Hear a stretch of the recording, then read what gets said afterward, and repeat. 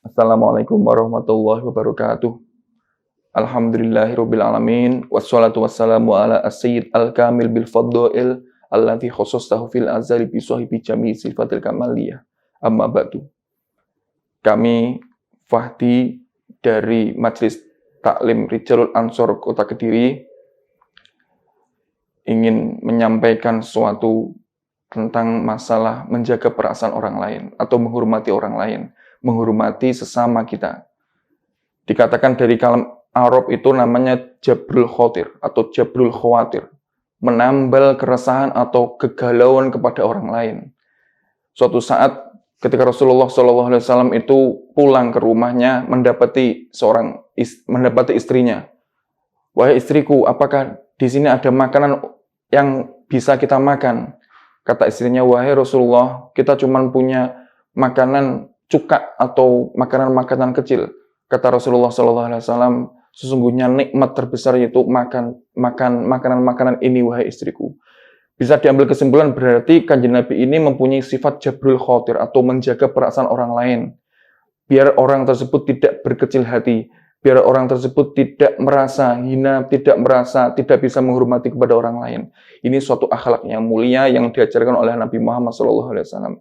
Rasulullah tidak pernah mencaci makanan, bahkan makanan pun tidak pernah, apalagi orang lain, bahkan mohon maaf non-muslim pun beliau tidak pernah mencaci maki, menghina. Malah suatu saat ketika Rasulullah ingin pergi ke masjid, beliau melewati suatu jalan, di situ ada orang non-muslim, mohon maaf.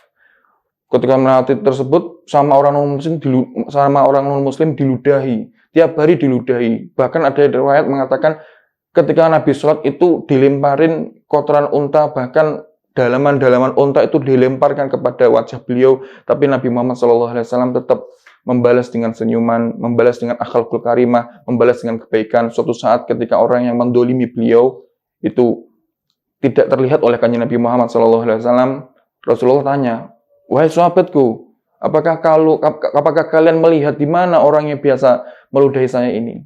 Kata sahabat, beliau sedang sakit, wahai Rasulullah. Tidak tanggung-tanggung Nabi Muhammad SAW langsung pergi menjenguk yang tiap hari itu meludahi untuk berziarah kepada orang tersebut, mengucapkan tahniah, mendoakan kebaikan, mendoakan kesehatan dan seterusnya. Inilah akhlak Nabi Muhammad SAW.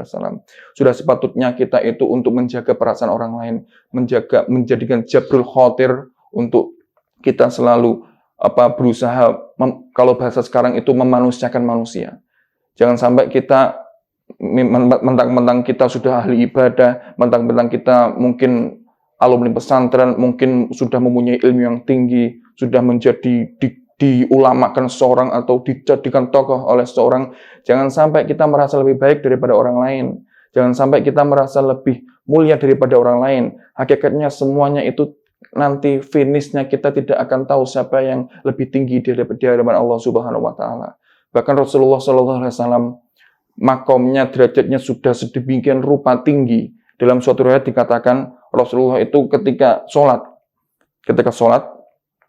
dibukakan hijab oleh Allah Subhanahu wa taala. Dibukakan hijab oleh Allah Subhanahu wa taala itu bayangan atau cerminan surganya Allah Subhanahu wa taala.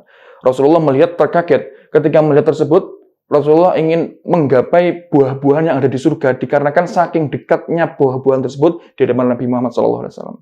Tapi ketika Kanjeng Nabi mau mengambil buah tersebut, langsung oleh Allah Subhanahu wa taala dibukakan hijab untuk melihat nerakanya Allah Subhanahu wa taala.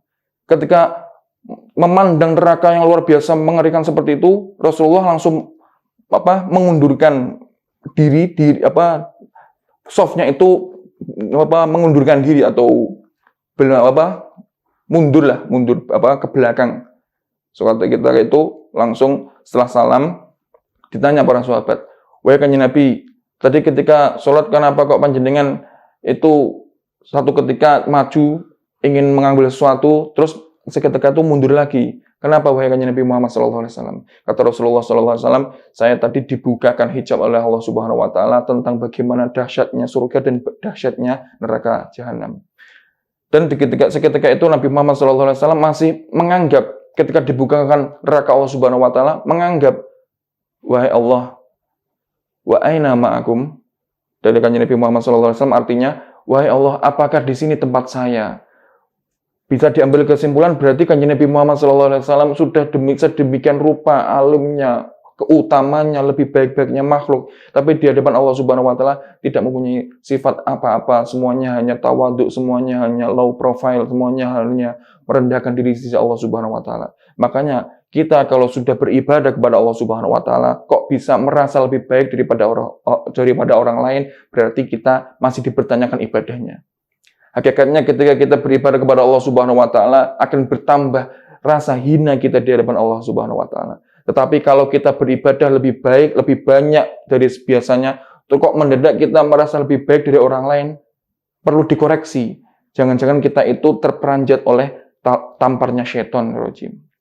Makanya pentingnya kita bermuhasabah dalam keadaan apapun, bermuhasabah seakan-akan kita itu amalnya masih belum seberapa, seakan-akan orang lain itu lebih baik daripada kita, seakan-akan kita itu belum ada apa-apanya, masih jauh daripada kata soleh dan seterusnya.